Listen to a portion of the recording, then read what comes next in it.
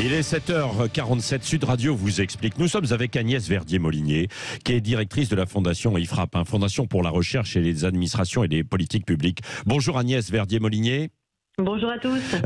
Pourquoi est-ce que vous estimez, vous, que cette réforme est indispensable ?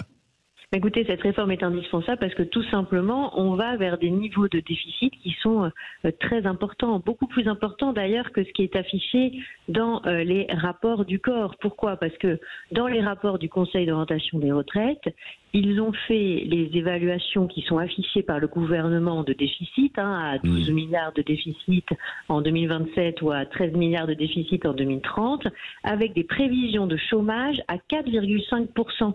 Donc 4,5% de chômage, ça fait vraiment des années, vous le savez bien Patrick, qu'on n'y est pas du tout.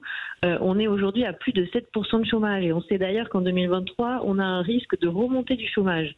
Donc ces chiffres-là, si on remet les évaluations autour de 10% ou de 8% de chômage, on est plutôt à 20 milliards de déficit.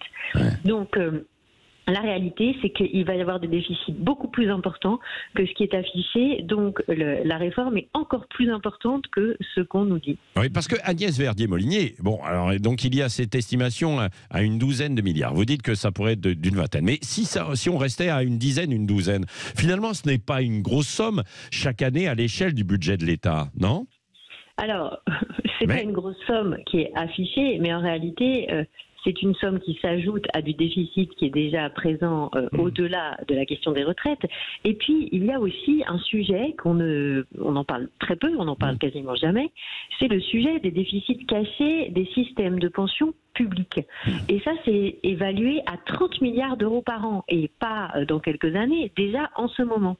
Je vous explique très simplement, c'est qu'il y a une cotisation employeur de l'État qui atteint aujourd'hui 75%. C'est gigantesque parce qu'il y a énormément de retraités de la fonction publique d'État et il y a besoin de financer de plus en plus. Et d'ailleurs, les cotisations des employeurs des collectivités locales vont augmenter. On a commencé à en parler hier. Pourquoi ? Parce qu'en fait, on n'a pas d'affichage des niveaux de déficit des pensions publiques et il n'y a pas de caisse de l'État, par exemple. Il n'y a pas de caisse des pensions de l'État. Donc, on ne connaît pas les niveaux de déficit. Mais si on les recalcule, on évoque des chiffres autour de 30 milliards. Ça veut dire quoi ? Ça veut dire qu'en plus des 12 ou 20 milliards dont on a parlé tout à l'heure, Patrick, il faudrait rajouter une trentaine de milliards. Et là, on n'est pas à un petit montant. On est autour de 40 à 50 milliards d'euros par an de déficit. Et ça, c'est payé avec quoi ? Avec de la dette ou avec nos impôts ? Parce que pour payer les déficits cachés des pensions publiques, eh bien, tous les mois, nous, on finance avec nos impôts. Tous ceux qui payent l'impôt sur le revenu, ils financent tout ça. Alors, moi, j'avais calculé que c'est à peu près 200 € par foyer assujetti à l'impôt sur le revenu. Donc, c'est des montants gigantesques. Dernière question, Agnès Verdier-Molinier. En dehors des économies, là, on a compris sur votre raisonnement, est-ce qu'il y a d'autres raisons qui nous obligent à faire ce choix ? Je pense en fait au marché financier notamment. Oui, évidemment. Et ça aussi, c'est quelque chose qu'on n'évoque pas tellement.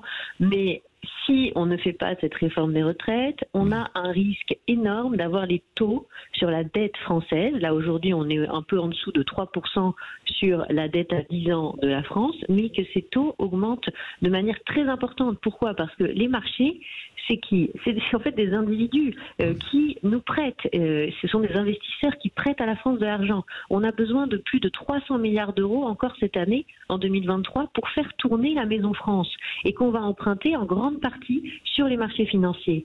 Ces personnes-là qui regardent la gestion de la France, s'ils se disent il va y avoir que des déficits dans les prochaines années, ce sera tout le temps un système qui ne sera pas finançable, eh bien ils vont nous prêter, peut-être qu'ils vont continuer à nous prêter, mais ils vont nous prêter plus cher. Et là, par exemple, en 2022, on a déjà eu un dérapage de la charge de la dette, c'est le coût de la dette annuelle, qui est passé de 39 milliards qu'on avait voté au Parlement à plus de 50 milliards d'euros. Pourquoi ? Parce que les taux ont augmenté sur la dette française. Donc, si on laisse déraper les taux sur la dette française, ça deviendra infinançable. Et là, on ne pourra plus payer les pensions et on ne pourra plus payer les salaires des agents publics. Donc, tous ceux qui sont contre la réforme des retraites aujourd'hui, ils sont complètement contre leur propre intérêt.